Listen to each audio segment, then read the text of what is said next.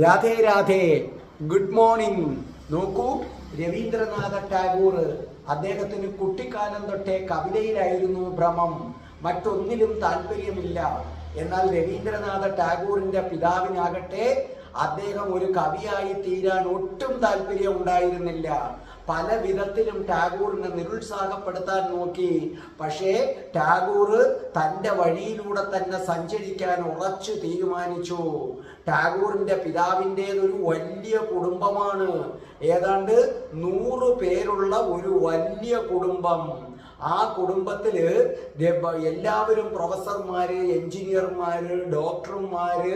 പക്ഷെ ടാഗോറിന് ഇതൊന്നും ആകണ്ട, ഇതിലേതെങ്കിലും ഒരു പ്രൊഫഷൻ തിരഞ്ഞെടുക്കാൻ മാതാപിതാക്കള് അദ്ദേഹത്തെ വളരെയധികം നിർബന്ധിച്ചിട്ടും തൻ്റെ വഴിയിൽ ഉറച്ചു നിന്നു. എൻ്റെ വഴി കവിത എഴുത്താണ്. ആ ലക്ഷ്യം നേടാൻ വേണ്ടി അദ്ദേഹം ശരിക്കും പ്രയത്നിച്ചു. അപ്പൊ ഈ ടാഗോറിന്റെ വീട്ടില്, അതായത് ജോഡാ സാംകെ എന്നാണ് അതിന്റെ പേര്, വീട്ടുപേര്. ടാഗോറിന്റെ വീട്ടിൽ ഒരു പുസ്തകം സൂക്ഷിച്ചിട്ടുണ്ട്. അതിനകത്ത് ഓരോ അംഗങ്ങളെ കുറിച്ചും അഭിപ്രായം എഴുതിയിട്ടുണ്ട്. രവീന്ദ്രനാഥ ടാഗോറിന്റെ സഹോദരന്മാരെ കുറിച്ച് പിതാവും മാതാവും വളരെ നല്ല അഭിപ്രായമാണ് എഴുതിയിരിക്കുന്നത്.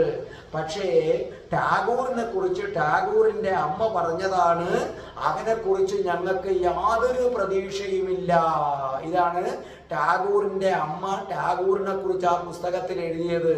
അവനെ കുറിച്ച് ഞങ്ങൾക്ക് യാതൊരു പ്രതീക്ഷയുമില്ല, ഒരാശയ്ക്കും വഴിയില്ല എന്ന് പറഞ്ഞാൽ രവീന്ദ്രനാഥ ടാഗോർ മാത്രം പാഴായി പോയി ആ കുടുംബത്തിൽ. പക്ഷെ നമുക്കറിയാം, അദ്ദേഹം ഒരൊറ്റ ലക്ഷ്യം തിരഞ്ഞെടുത്തു, കവിത.